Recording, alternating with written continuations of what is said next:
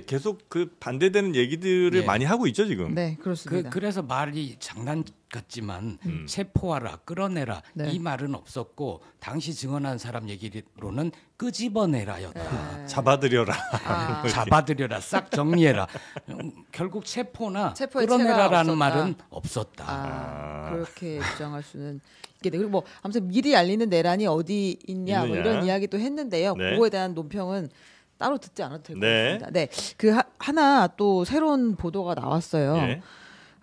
계엄 당일, 그 바로 직후였는데 계엄 해제가 된 직후. 예. 이 윤석열 대통령이 서울 용산의 합동참모본부 지하 벙커 결심 지원실에서 네네네. 아주 극소수 핵심 참모들과 회의를 열었다. 이 당시에 있었던 사람들은 이제 김용현, 박안수, 인성환, 최병옥 이제 이런 사람들의 핵심? 이름이 있는데요. 네. 정말 소수잖아요. 네. 그리고 이제 외부에서 알 수 없었을 텐데 여기서 있었던 일이 이제 공수처에서 아마 조사를 받는 과정에서 진술이 나온 것 같아요. 네. 어떤 이야기가 있었느냐? 당시에 그 윤석열 대통령이 거봐 국회에 1,000명은 보냈어야 했다라고 이야기를 했다는 겁니다. 아, 국회에서 이 해제 결의가 되니까 네, 거 봐라. 이 천 부족하다니까 아. 국회에 1,000명은 보냈어야지라고 이야기를 했다는 아쉬움을 토로했던. 네, 그런 진술이 공수처에서 나온 걸로 보입니다. 네. 요거는 기존의 뭐 경고성이었다 이런 얘기와는 또 배치되는 그런 주장이 아닌가 하는 생각이 좀 들기도 하고요. 네, 그리고 이제 하나 더 있는데요. 네. 그 3일 비상계엄 선포에 앞서서 음. 김용현 전 국방부 장관이 네. 얘기가 새는 것 같다라고 주변에 말했다는 거예요. 얘기가 새는 것 같다. 네, 그러니까 아마 이제 계엄을 준비하는 과정이 네. 어딘가로 자꾸 새어나가는 것 같다. 그래서 이날 그 태기를 한 것이 아니냐라는 취지예요. 정보가 자꾸 새고 원래는 있다. 좀 더 일정이 더 뒤쪽을 생각을 하고 있었는데. 근데 그 뒤는 추측의 영역인데요. 네, 아무튼 예. 얘기가 새는 것 같다라고 주변에 말했다라는 이제 증언들이 있고, 그 다음에 계엄 당일 오찬에서는 탱크로 밀어버려라는 취지의 발언을 했다고도 얘기가 나오고 있습니다. 뭘 밀어버려요, 이 탱크로. 옛날에 차지철이 이거 말도 안 되는. 차지철이 부마항쟁 당시 네. 그 이런 보고들이 들어오니까 좀 그 박정희 당시 그 정권에서 이 부분을 심각하게 받아들이라는 보고에 차지철 옆에서 그랬죠.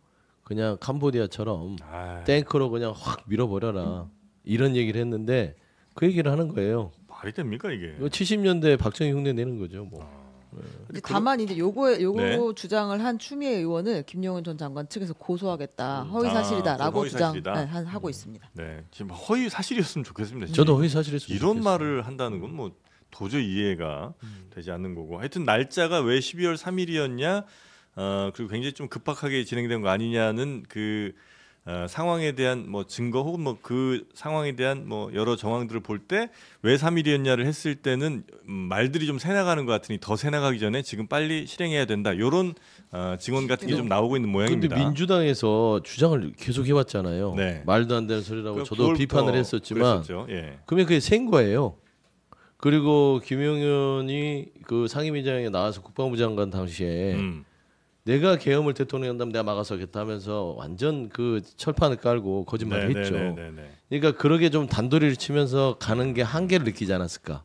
계속해서 김병주 그분도 장군 출신이기 때문에 네. 군의 라인이 있었다고 생각이 되는 것이고 뭐 김민석 최고도 어떤 라인에서 그거를 들었는지 모르겠으나 정보를 입수해서 계속 비상계엄 얘기를 하잖아요.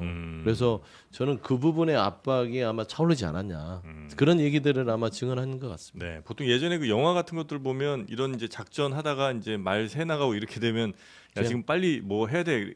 대체로 이제 실패하잖아요. 그렇게 하면. 그렇죠. 그러니까 이제 준비가 안 된 상태에서 그렇죠. 했다고 볼 수 있고 나중에 퍼즐을 맞춰보면 알겠는데 저는 지금 윤석열 대통령 측은 비하폰 등 명확한 증거가 없으면 내란죄에 벗어날 수 있다고 생각하는 것 같은데 그게 아니거든요.